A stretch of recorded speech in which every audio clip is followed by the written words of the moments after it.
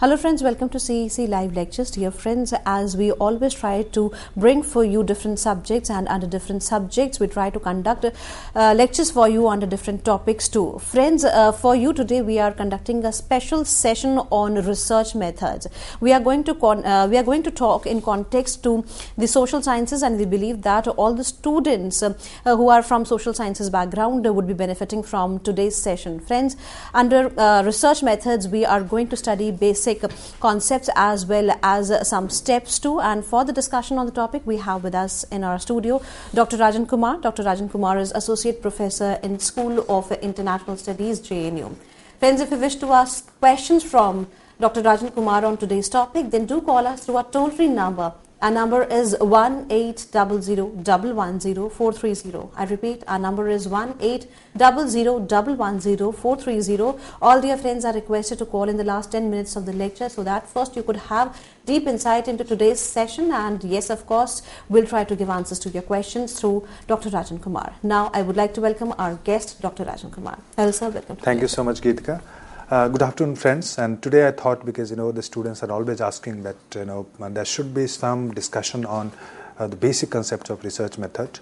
Before we proceed to what actually research is and what are the methods of doing research, it's very important for the students to understand what are the basic concepts that you need to understand to basically to get into the different methodologies that we'll talk in the series of lectures that we're planning to do it here.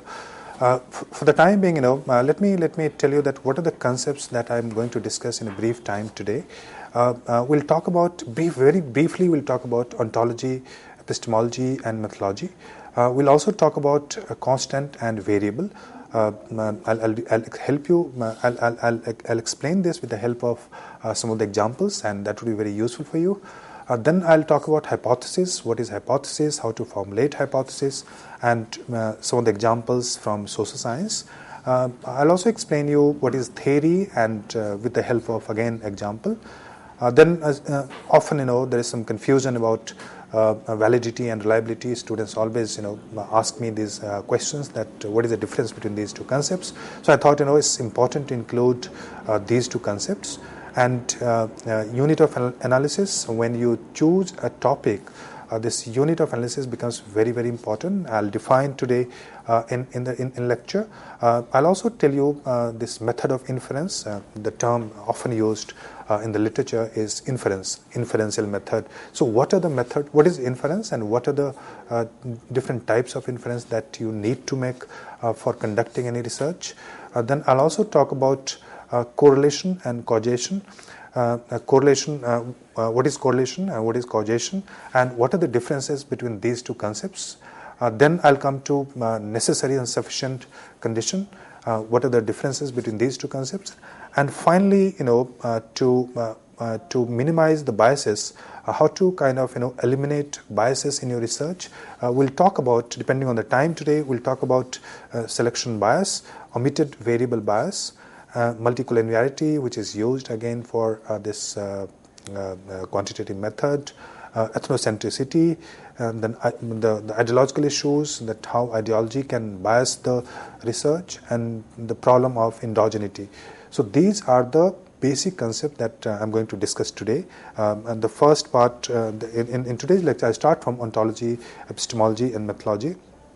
If you in many of the lectures, or if you just read some literature, they're always talking about the ontological, which is a part of broader philosophy of research. That what is ontology, and how far a student doing the research should get into ontology, epistemology, etc. Although many of the researchers do not necessarily indulge into these philosophical underpinnings, but it's important to understand what actually is ontology and epistemology. Ontology is what constitutes reality, and how can we understand its existence. Because when we say that you devise any method for research basically to get to the reality. Now the point is what is reality? That's the philosophical question. That's the ontological question. So what is reality and how do you get to the reality? So this philosophical question is very complex, and I'll briefly tell you what are the different debates on this issue of ontology. Epistemology, episteme is knowledge, and logy, as you know, the study of knowledge. So epistemology is basically study of knowledge. How do you get to knowledge? So we'll briefly talk about it. And the next slide is basically on ontology and epistemology. And finally, mythology. That what are the strategies and techniques that you need to get to the reality. So these three things I'm going to discuss today. Ontology, the philosophers were divided on this particular issue. What is ontology and how do you get to the reality? So objectivists will argue that reality is out there. You just need to observe it through your sensory organs or with the help of certain technological aids. And this is the positivist argument that, the positivist will argue that, reality is out there and you just need to observe it through your sensory organs or with the help of technological aids, applying the scientific method, what they call it. On the other hand, you have subjectivists who will argue that, there is no reality and everything is interpretation. So, the debate between facts and interpretation also, the debate comes in here. Subjectivists, they think, what you consider reality is nothing but interpretation. So that's against the positivist argument. That's against the objectivist argument.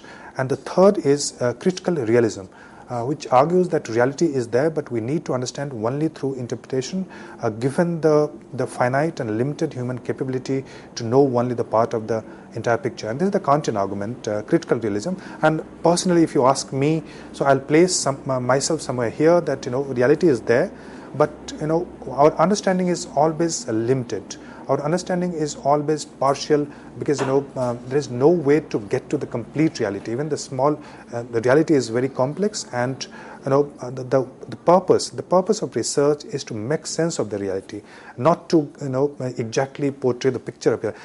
If you want to define any concept, for instance, even the innocuous concept like war, what is democracy, what is globalization, what is political system. So the reality is very complex. You can never give the complete picture of any reality. So what do? You through research or through your writings, you basically try to present a picture in a simplified format, so that it becomes comprehensible to you and also to the audience that you are targeting. So the purpose of research is to basically simplify the reality to make it comprehensible to the people, or to the audience. So in terms of the application, what you need, that in case you have a concept, you need to define the concept, you need to conceptualize the theme, and you need to classify into certain categories. So these are the ways you can actually make reality comprehensible to yourself and also to the audience. And what are now epistemology? When you study knowledge, so what are the modes of getting at objective reality? One is intuitive. Intuitive is based on your experience, or some of the people say that they have the eureka moments. So intuition is very important aspect of getting at objective reality. The second, and which is very important for you and for any researcher, is authoritative knowledge. Where I'm talking about the professional knowledge. If you're working on democracy, if you're working on a political system in a country, or if you're working on ethnicity, nationalism, whatever the concept that you're talking about. So there are a number of people who have done research, and you need to engage with the researchers of the previous scholars to actually understand the professional knowledge that is there in the field. So that's the second way of understanding getting at the reality, that you read somebody's literature which has already been written by a lot of people. The third is analogy and or metaphor. That it basically refers to some kind of comparison, some kind of similarity, dissimilarity that you do, and you try to understand through that analogy with the real object that you want to study. Because if the objects are similar, so with certain kind of analogy you can understand the other object which you have not seen with the help of the object that you have seen. With the help of something that you know, you try to understand something that you have not known or you have not observed. So that's the analogy I'm talking about. Logical inference, again, there are two processes, and you know it very well. You have studied in your previous classes. This one is inductive, and the second one is deductive. In inductive, you go from particular to general, from sample to population, for instance, and in deductive you go from this general to particular. Which means basically, for instance, in social sciences, if I have to give you an example, if you start with the theory and then with that theory you try to explain a certain case, so that is an example of deductive method. Or on the basis of population, you are trying to say about a particular case, or you're trying to explain a certain case, so that again is a deductive method. Empirical part, you also you try to get to the reality through this observation, with the help of course, when you go to the field, you interact with the people, and through your this sensory organs, you try to understand the reality. So these are the methods of getting at objective reality. So the three things, ontology, epistemology, and mythology. So now I'll come to the third part, which is mythology. And mythology is a very vast subject. It's divided into qualitative and quantitative. In qualitative, there are different categories, we have this historical method, we have case study method, we have discourse analysis, and in quantitative method also you have the statistical method. Then again you have this game theory approach, etc.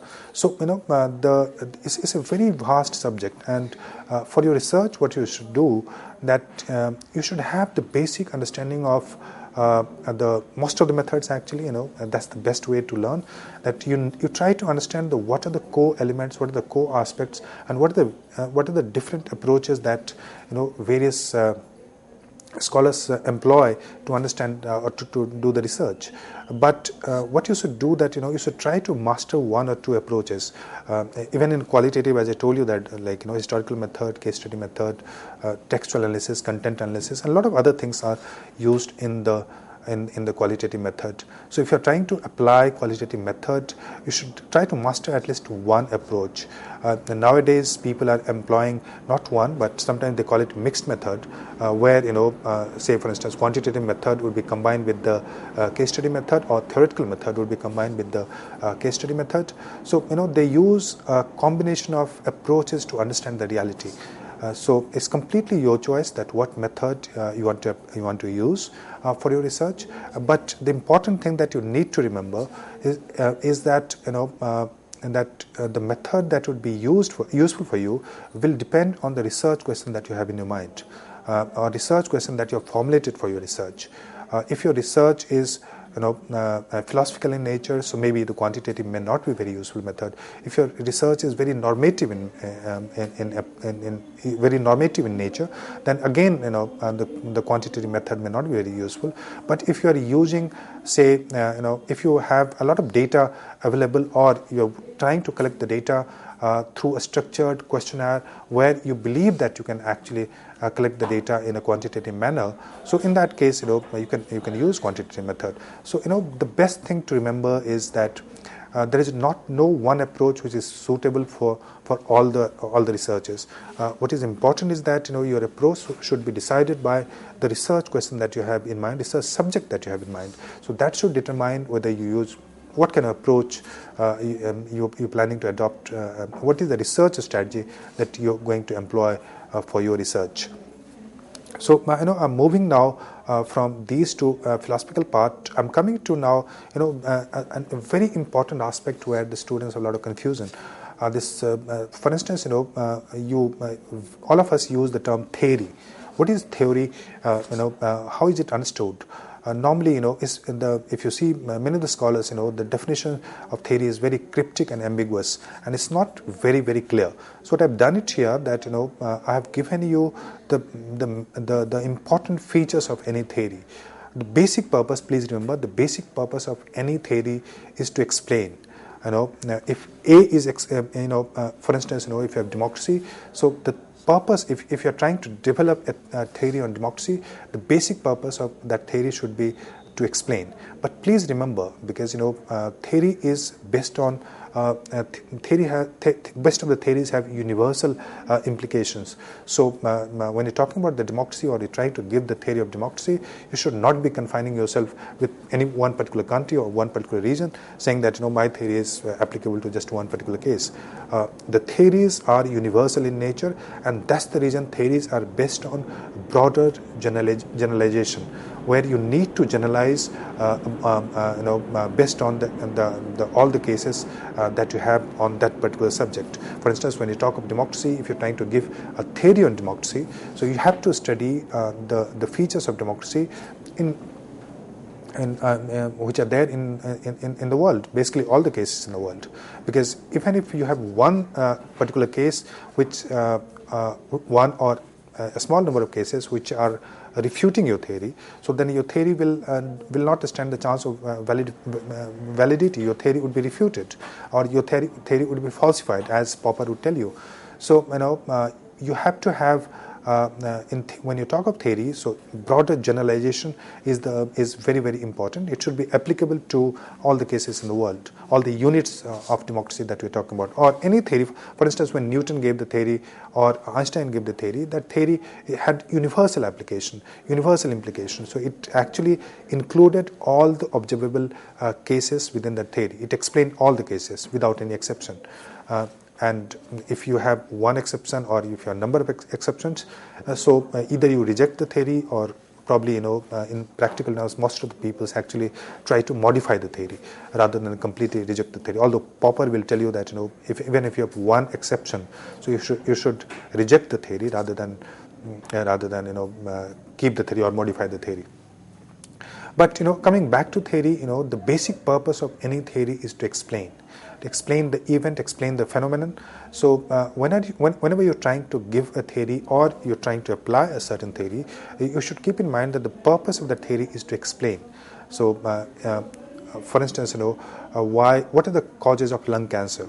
So then you try to come up with a theory that smoking causes lung cancer. So you're trying to give a theory, and then you're trying to test that theory on the basis of a certain, you'll go and meet the people, you'll collect data that the people who have lung cancer, and also the people who have been smoking. So you'll try to find a kind of correlation between these two, and then you try to explain with the help of theory how these two events, or these two phenomena are correlated. So basic purpose of, as I told you, theory is to explain. Prediction is considered to be important aspect of important feature of any theory. The reason I'm saying that if you have given a theory and you have tested the hypothesis where you found a correlation between this smoking and the cancer, lung cancer. So it has an element which is prescriptive. It has an element which is prediction, because you in future also you'll argue that that the person who smokes is likely to develop a lung cancer. So it has a prediction that in future also the people who smoke will it might lead to lung cancer in future. So every theory has some element of prescription or some element of prediction. For instance, when you give the theory that democracies do not fight, a famous theory of international politics, so basically you are trying to say that democracies in future will also not fight. So you can see that how theories have an element which is basically predictive.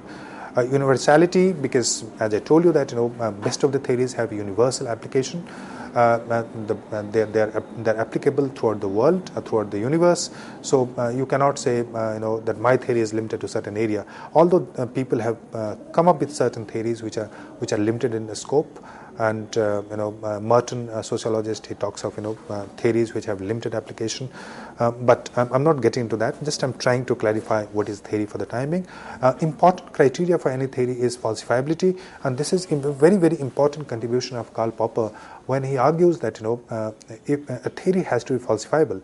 If your theory is not falsifiable, basically it will not be categorized as a scientific theory. It will not be considered as a scientific theory. What I'm trying to tell you here is that falsifiability does not mean that your theory is false. What it means that it should have implication of being falsified, which which means basically that your theory should be falsifiable with on the basis of observation that you made, on the basis of data that you collect. If you find a data which is contrary to your theory, which is contrary to your which refutes your theory, so then your theory stands basically rejected, or you should change the theory, refute, or come up with a new theory. So if you basically what it tells you that when you're trying to give a theory, don't give a theory which cannot be falsified. You have to give a theory which is falsifiable. And if I give you the example of Popper, when Popper tells you all the swans are white, if you're giving that kind of theory, for example, then if you find one swan which is black, then your theory gets rejected, your theory gets falsified. So that's what I mean by this falsifiability. And falsifiability is very, very important aspect of any theory in the scientific discipline, or in science, for this natural science or social science. And theory is also it's a non-factual statement, according to, if I use one theoretician, Kenneth Walsh from International Politics. So it's basically abstraction. As you know that they are not just the factual statement; they are abstraction or reductionist approach to factual explanation. So it's basically abstraction from the observation that you have made. So it's a non-factual, abstract, reductive aspect which is trying to tell you when I explain what the theory is, a non-factual statement. Now, given the limited time, I'm coming to hypothesis. What is hypothesis? Many times I've interacted with the students, and they come up with hypothesis is an assumption. Hypothesis is something which can be tested. Hypothesis is something which is a factual statement. So these are the kind of answers which I get from the students in the class and otherwise. But what you need to understand here, that hypothesis is basically a speculative, tentative statement about the possible relationship between the variables, and between the independent variable, between the dependent variable. So hypothesis is basically the relationship between the independent variable and the dependent variable. But please remember that there can be three types of hypothesis. One is a very simple hypothesis which tells you about the relationship between two variables.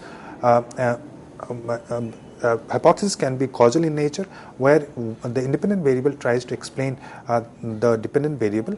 The second hypothesis can be this comparative in nature. If I say, for instance, that the GDP of China is growing faster than the GDP of India, so that is comparative in nature, and here the relationship is not necessarily causal, but it does explain that when you compare two economies, so it does explain one economy with the other with the help of comparison. So that's another method of another way of explaining any subject. The third can be a simple statement. If I say that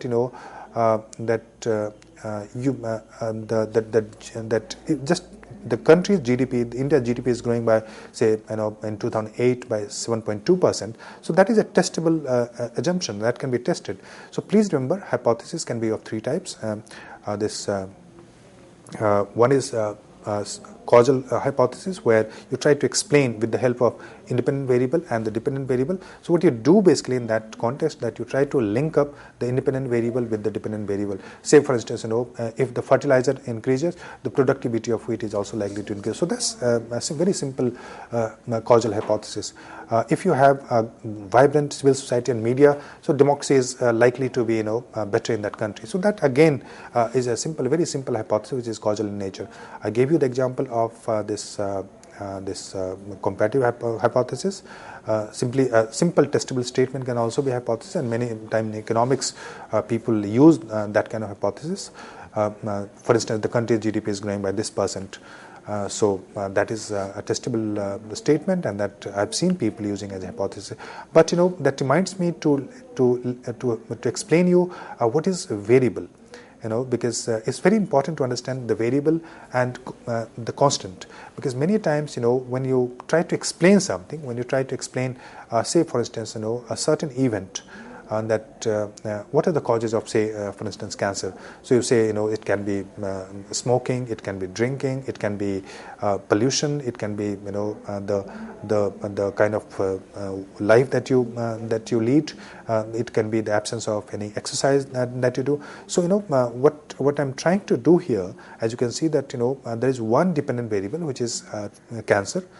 Cancer is the dependent variable here, and there are a number of independent variables. For instance, smoking is the independent variable, pollution, your lifestyle is independent variable, then the pollution I already say. So these are broadly the independent variable that you can have to explain one particular dependent variable. Now, important thing to understand here is that many times we take constant as independent variable to explain something. Please remember that that doesn't help. If you're talking of a scientific explanation and we're looking for factors or indicators or variables, variable means something the value of which changes, variation. There should be some variation in the value of that particular concept. So it's very important to understand that when you're trying to explain, you always explain in terms of variable and not the constant. So here in this context, one beautiful example I'll give you, that what is the difference between constant and variable, and why constant is not taken as a cause and why variable is considered as a cause. Take for instance, you live on the second floor of the building, and somebody falls from that building. Say for instance, somebody falls from the second floor of the building. So what could be the possible causes of that person falling? Probably because he slipped off. That can be one of the causes. Somebody pushed him. That can be one of the causes. He wanted to commit suicide, so that can be one of the causes. Or simply that he was drunk and he fell down. He was unconscious. He fell down. So these are the possible causes of that particular event when you're trying to explain.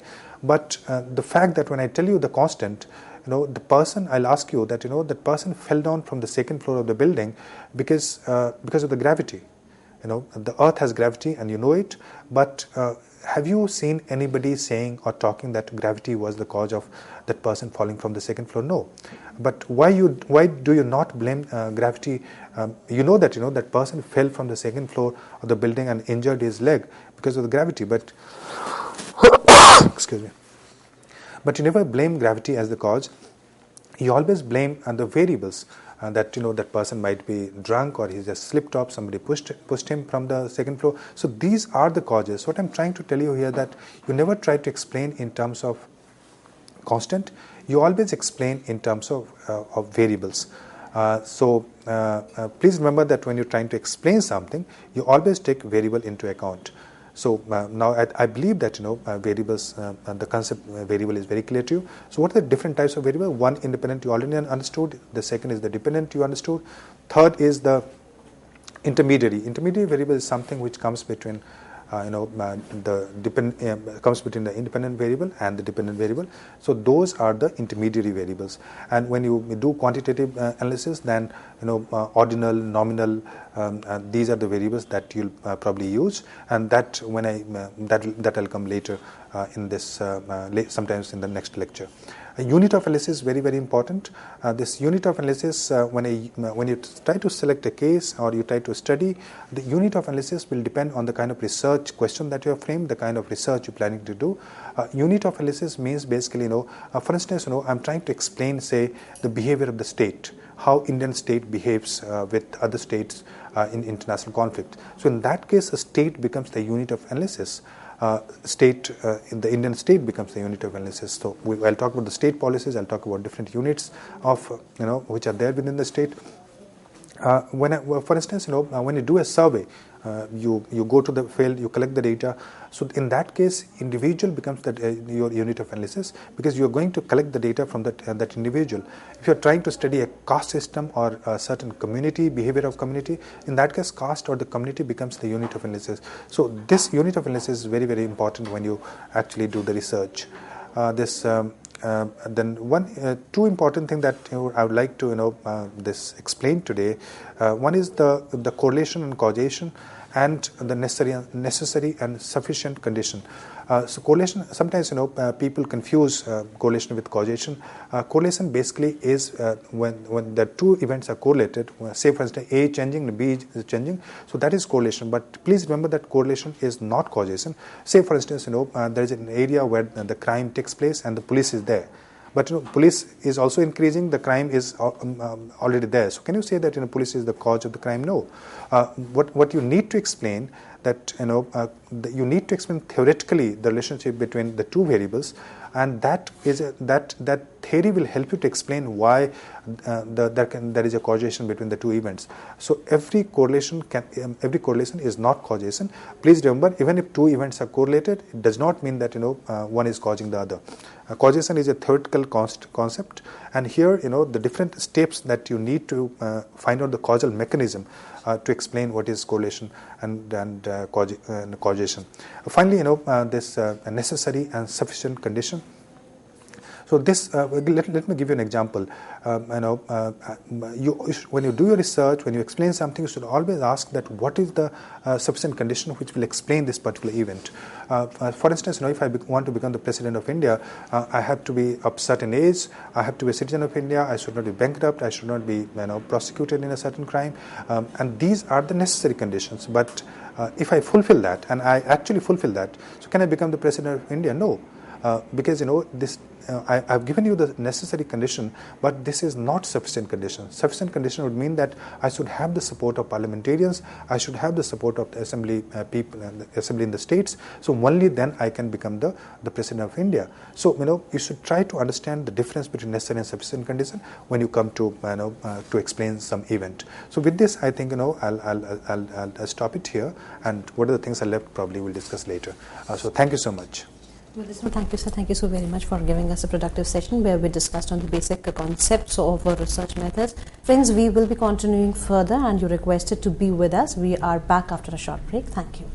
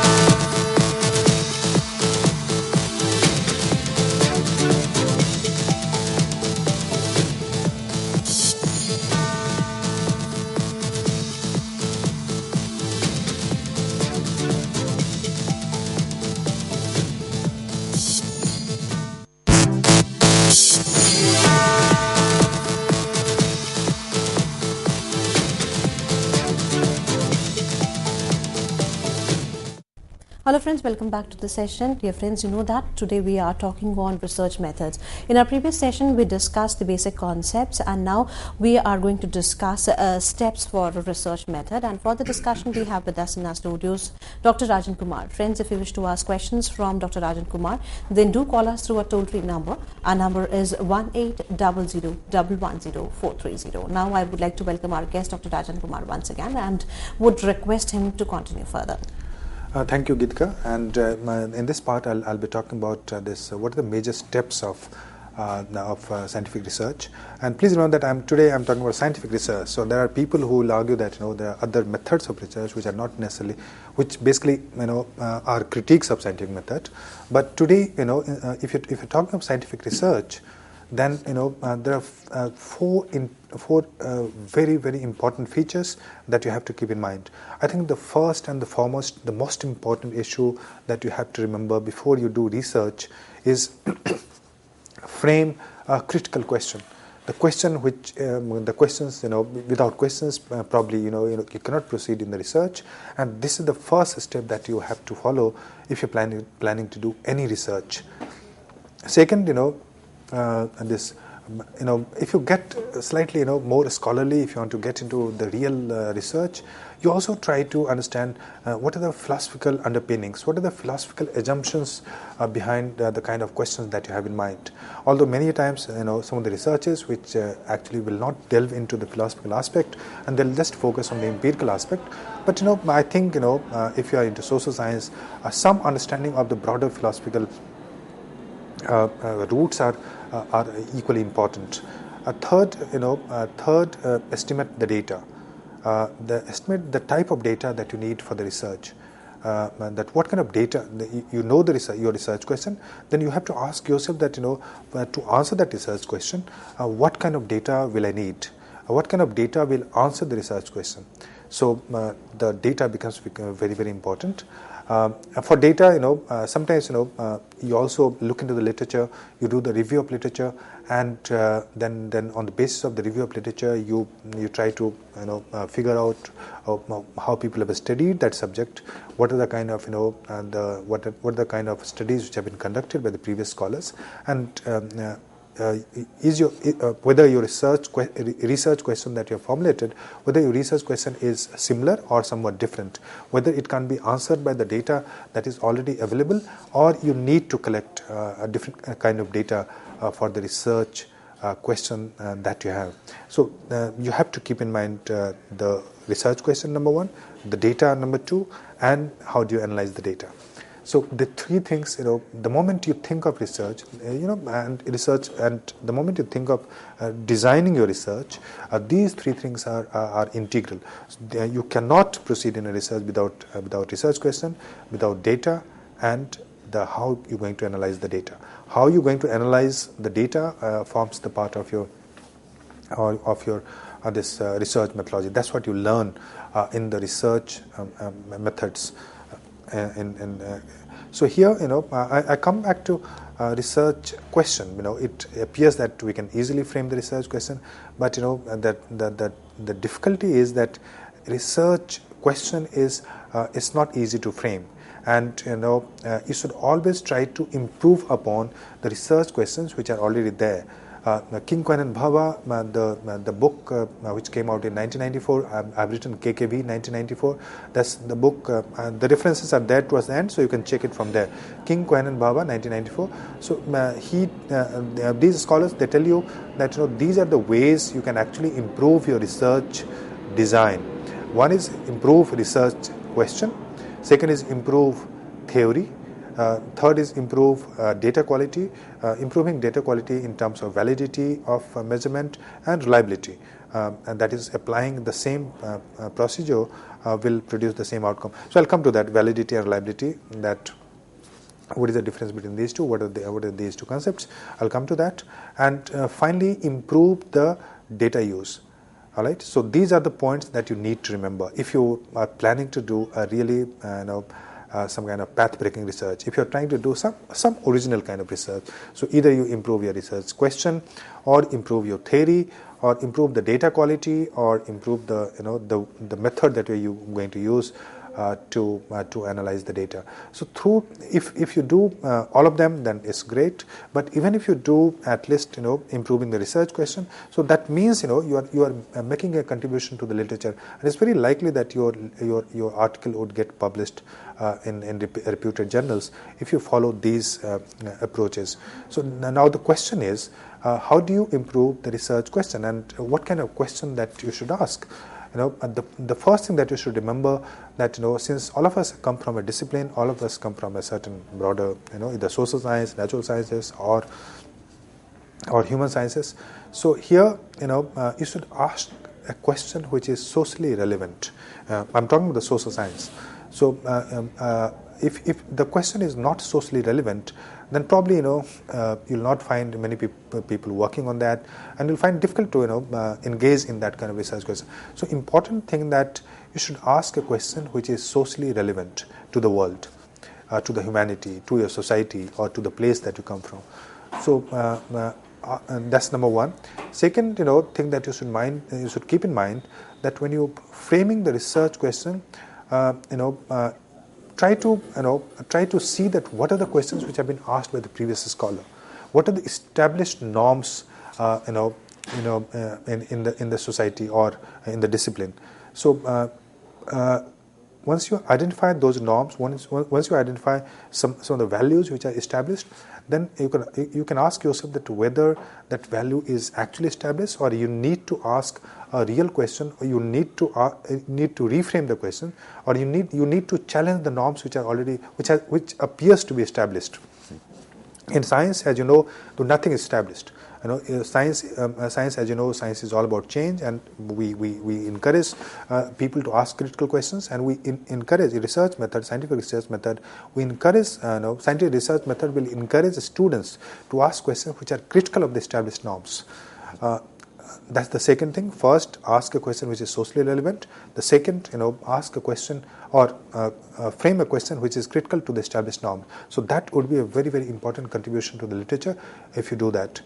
In third point that you can do that, there are areas or there are subject or concepts where a scholarship or the literature is divided, where so the people argue from certain perspectives, while the other people argue from different perspectives. Say, for instance, democracy, the concept of democracy.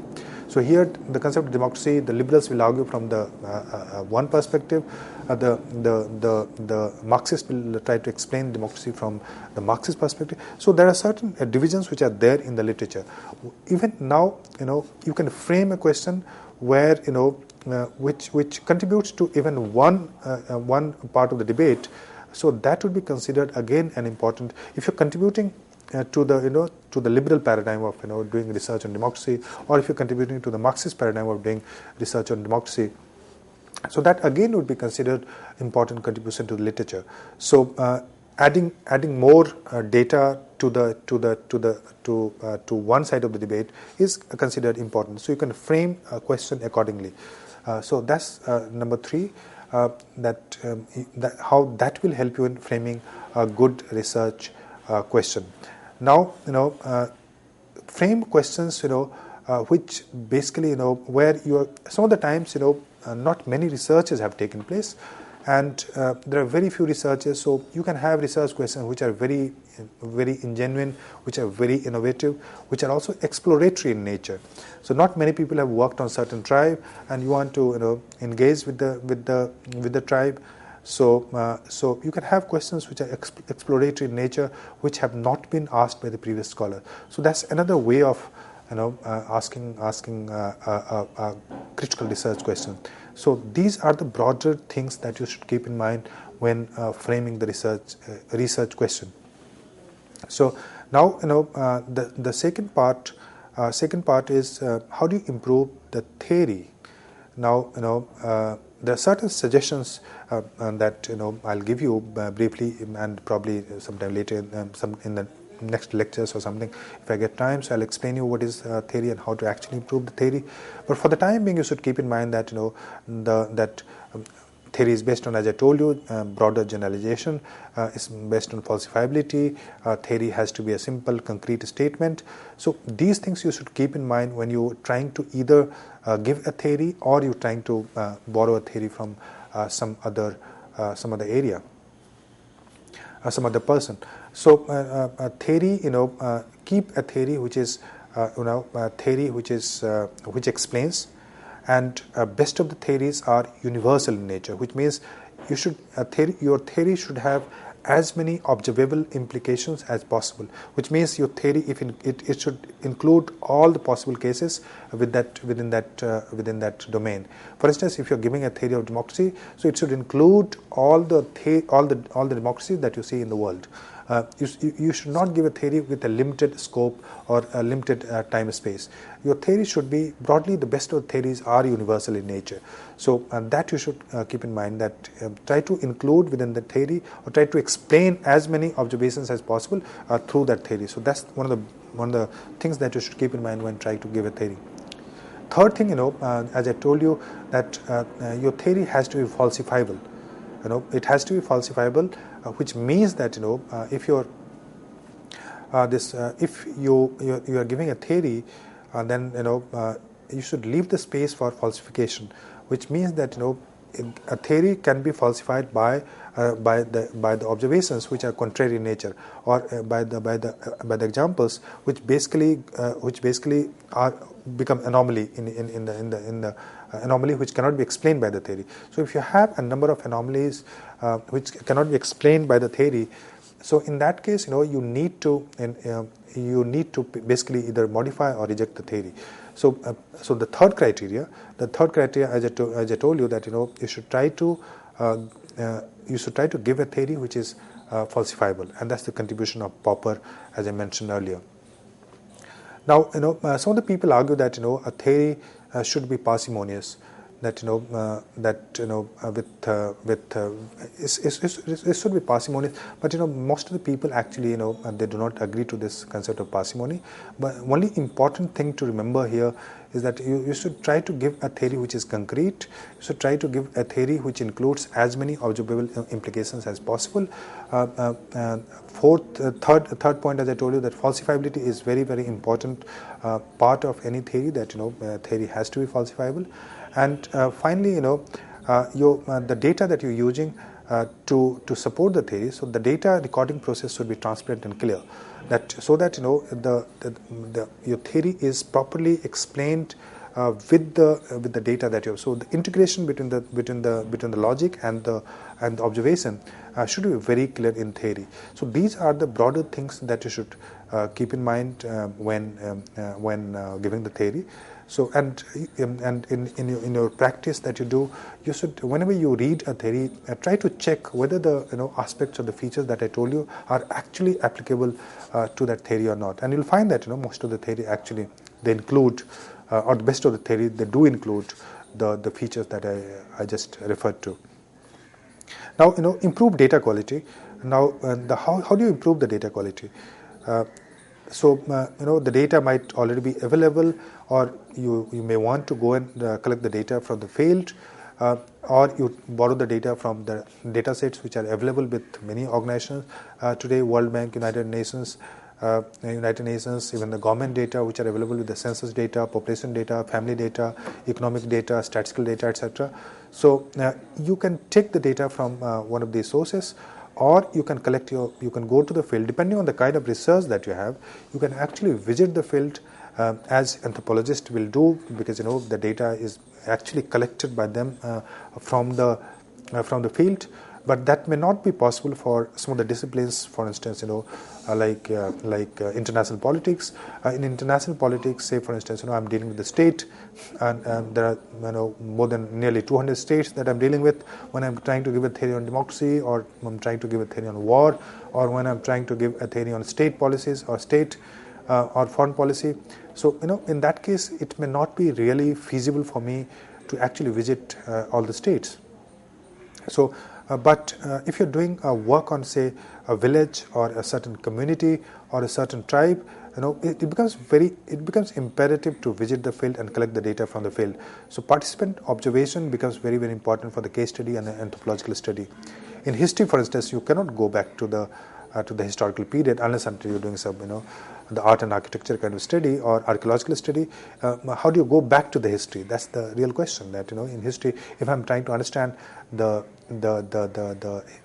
Indus Valley civilization or Egyptian civilization, Babylonian culture of the ancient period, so I cannot go back to the history. I can only make some inferences on the basis of what is available, either in terms of literary sources or in terms of archaeological or archaeological sources or existing architecture. So these are the so the data collection can be of different types depending on the subject, depending on the discipline, depending on the research question that you have. But important thing to remember is that the two concepts that you should understand is validity and reliability. That why your data should be valid in terms of measurement, and reliable in terms of its replicability. Validity, what it means is that that your data would be considered valid if the measurement that you applied is valid. For instance, when you try to measure, say, water, you do not measure water in terms of meter. You always measure in terms of liter, right? So liquid is measured in terms of liter, not the meter. So, or if you want to measure the area of certain place, so you measure in terms of a square or a square kilometer, etc. So a square centimeter, a square feet, etc. So these are the measurement tools that you employ for measuring in sciences. So similarly, when you measure a certain concept, like you might be asked, you might be doing a research on ethnicity, you might be doing research on democracy. So if I have to measure the concept of democracy, so how do I measure the concept of a broader concept of democracy? So what you do is that you try to break the concept, you try to parse the concept into identifiable, measurable variables. For instance, what I'll do if I want to understand whether a country is democratic or not, so what I'll do is that I'll try to understand the variables, or try to find out the factors or the indicators which actually explains the democracy. For instance, I'll try to understand the civil society, I'll try to understand the role of media, I'll try to understand the competitive election, I'll try to understand the freedom of expression, I'll try to understand that how people respond to that the concept of democracy. So these are the broader variables that I will identify to understand the concept of democracy in a certain country.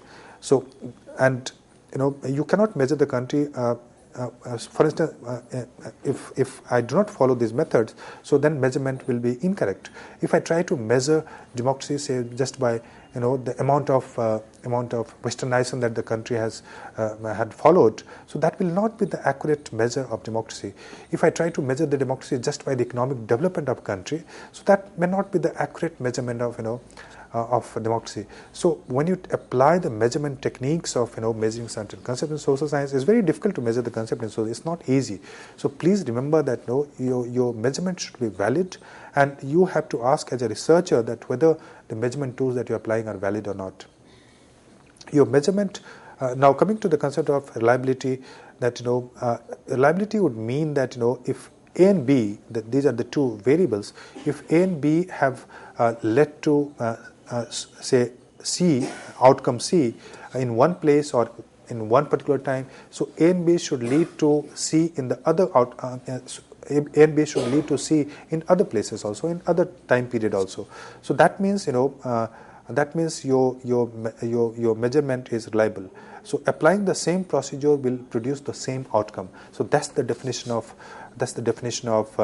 reliability. Say for instance, if H2O is leading to water in one particular context, the H2O will lead to water in other context also. If smoking led to if researcher found that smoking led to cancer in one place, so the smoking will also lead to cancer in other places. So that means your research is valid. Your research is reliable. Your research is reliable because the outcomes that you have followed, or the procedure that you have followed that led to a certain outcome in one place or in one context, if you follow the same procedure in other place, other context, the outcome would be similar. So that's the reliability. So in terms of data, improving the data quality, you have to ask whether your data quality, your measurement is valid, and whether your outcomes are procedure that you followed are reliable or not. So these are the two concepts that you need to remember. Improve the data, improve data use. There you actually it would be explained if you basically understand what are the biases which come into a different kind of research. In quantitative research, is very well clarified that there are biases like selection bias, there are biases like multicollinearity, and there are biases like this problem of endogeneity. So these are the biases that which come up or which creep into your research if you're not careful about about the biases. But also remember that about the nature of biases, the scholars are methodologists are divided. Some of the problems which are clearly identified in quantitative research, those same problems are not considered biases in the qualitative research. So depending on the research method that you apply for your research, you should know what kind of biases you should be careful about. In quantitative method, for instance, selection bias, problem of endogeneity, multicollinearity, etc., are very clear. And in fact, some of the scholars argue, like King, Cohen, Bhabha, the book that I'll refer to towards the end. So they say very clearly that logic of inference is Same in qualitative and quantitative. So, even when people are doing qualitative study, they should be careful about the biases which are very clearly identified in the quantitative researches.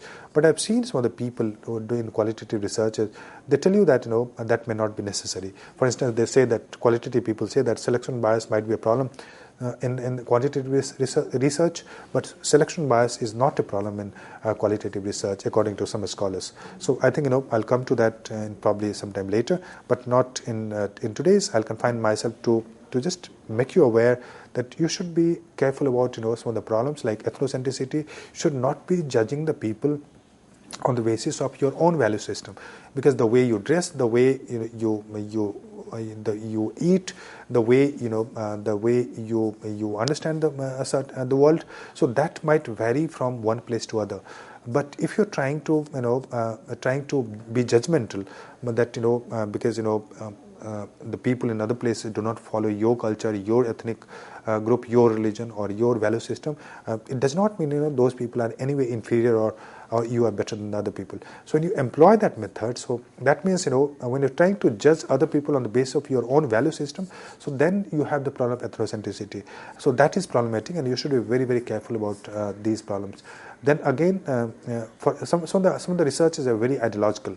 So they follow certain ideological propaganda, and it becomes very, very difficult. And it's not very difficult to identify the ideological writings.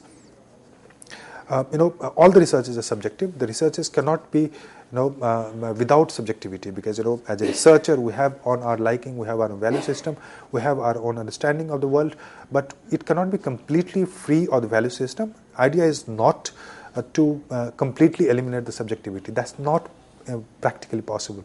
And scholars actually do agree now that subjectivity is an important aspect of of any research. But but what you should avoid is ideological biases. What you should avoid is ethnocentric biases, and what you should avoid is some other biases that I just mentioned in the lecture. Now here. If you can see, because we are talking about the steps of research, then here I'll tell you I'll give you two models, although there are other models as well. But I thought for your kind of research, this would be a very useful approach. So you start with the research question, then 4, 5, or the 6, 7, or whatever important research question that you have. Then you go to the review of literature. The review of literature would mean that basically all the important works which have been done on you go to the library or you just Google it out and find out all the people who have worked on that area, and then you try to justify your research, that how your research is going to be different. So you basically give a rationale to your research. Then you go to theory. I've discussed about theory. Explain the theory. If you're giving a theory, then explain the theory. Or if you're borrowing certain theory or from your discipline or certain other discipline, just explain that theory, how that theory would be used in your particular case.